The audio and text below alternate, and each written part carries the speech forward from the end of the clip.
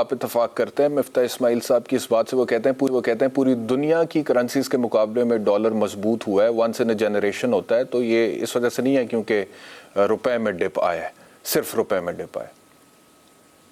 جی بسم اللہ الرحمن الرحیم۔ مفتاح صاحب کی بات سے ایک حد تک اتفاق تو کیا جا سکتا ہے، بہت زیادہ نہیں کیا جا سکتا۔ بالکل ہی انہوں نے صحیح کہا کہ جیسے یورو کی آپ مثال لے لیں کہ یورو آج سے 6 مہینے پہلے یا 8 مہینے پہلے جو پیرٹی تھی $1 سے 1.2 کی تھی، اور اب زندگی میں پہلی دفعہ بڑے عرصے کے بعد یورو 1 اور ڈالر 1 ہو گیا۔ تو اس کا مطلب ہے کہ آلموسٹ 20% کا سلائیڈ آیا ہے ڈالر کے اندر، یورو کے اندر ڈالر کے اگین۔ انڈین کرنسی جو ہم دیکھتے تھے پہلے 72 73 کی، تو آج وہ کلوز ہوئی ہے 79.99۔ اس طریقے سے بنگلہ دیشی کرنسی جو ایک عرصے سے 78 79 پھر 85 پہ ٹکی رہی، اب وہ بھی 93% کے اس کے پیرٹی پہ آ گئی ہے۔ یہاں تک تو میں مانتا ہوں کہ جی جب ریسیشن آتا ہے تو US ڈالر، ساری کموڈیٹیز گر رہی ہوتی ہیں اور US ڈالر بڑھ رہا ہوتا ہے، مگر اس وقت تھوڑا سا ایک گونگو کی حالت ہے آئل کی وجہ سے۔ آئل اس طریقے سے ہمارا پرابلم آ رہا ہے دنیا کا کہ آئل کی پروڈکشن نہ بڑھائی جا رہی ہے، اور سعودیہ نے بھی بتا دیا کہ جی ہم اس سے زیادہ آئل کی پروڈکشن نہیں دے سکتے۔ US کی اکانومی میں پہلے بھی کہہ چکا ہوں کہ اگر $120 پر بیرل WTI ویسٹرن ٹیکسس اگر آ گیا تو US ریسیشن میں چلا جاتا ہے، اور اس وقت US ریسیشن میں ہے۔ آپ دنیا کی ڈیمانڈ دیکھیں گے، اس وقت سب کرنسیز ڈی ویلیو اس لیے ہو رہی ہیں کہ US میں ڈیمانڈ کم ہے، تو ان کو بیچنے میں، اپنا اتنا مہنگا سٹف بیچنے میں ان کو تکلیف ہو رہی ہے۔ پاکستان کا جہاں تک تعلق ہے، مفتاح صاحب کی اس بات کی اس حد تک تو میں ایگری کر جاؤں گا کہ جہاں دنیا کے پریشرز آ رہے ہیں، وہ پاکستان کا روپیہ بہت زیادہ سلائڈ کر گیا ہے، اور اس میں سب سے بڑی کوتاہی جو ہے میں نظر آ رہی ہے مجھے، وہ اسپیکولیشن ہے۔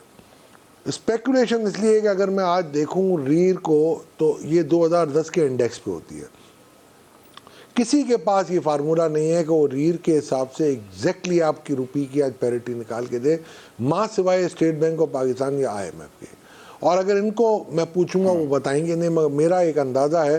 176 to 180، میکسیمم 182 83 پہ ہوگا، بیکاز کہ جو دوسرے انفلیشنری پریشر آئے اس کی وجہ سے ہو سکتا ہے،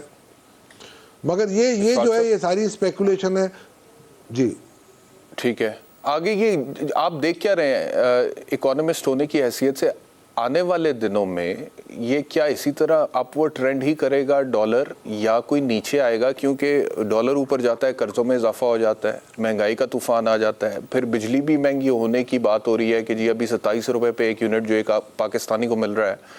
وہ 40 روپے پہ چلا جائے گا، تو یہ تو بڑا مشکل ہو جائے گا اس ملک میں سروائیو کرنا، مڈل کلاس کے لیے، لو مڈل کلاس کے لیے، ورکنگ کلاس کے لیے۔ تو آنے والے دنوں میں کیا دیکھ رہے ہیں؟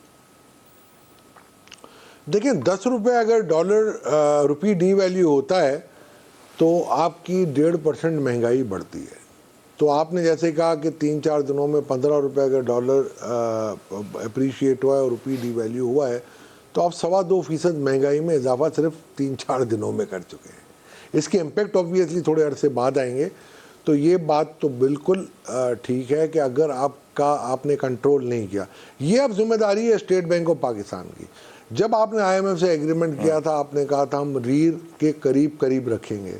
تو اس کی ذمہ داری اب اسٹیٹ بینک پہ آ رہی ہے، بیکاز کہ وہ انڈیپینڈنٹ ادارہ ہے، وہ آٹونومس ہو گیا ہے۔ اگر آپ کی اس کی انڈیپینڈنس کی صرف یہی وصولی تھی آپ کی کہ انٹرسٹ ریٹ بڑھانے ہیں، نہ آپ نے انفلیشن کم کرنا ہے، نہ آپ نے ایکسچینج کنٹرول اس طریقے سے مینیج کرنا ہے کہ ٹرولی ایکسچینج کنٹرول ہو اور آپ کی مارکیٹ جو ہوں وہ ریر کے آس پاس پھر رہی ہوں، تو پھر میرا خیال ہے اس یہ جو مفتاح اسماعیل صاحب کہتے ہیں عوام کو نہیں ملے گا۔ مفتاح صاحب جو کہتے ہیں کہ جی اب IMF سے معاہدہ ہو چکا ہے اور انسٹالمنٹ آ رہی ہے،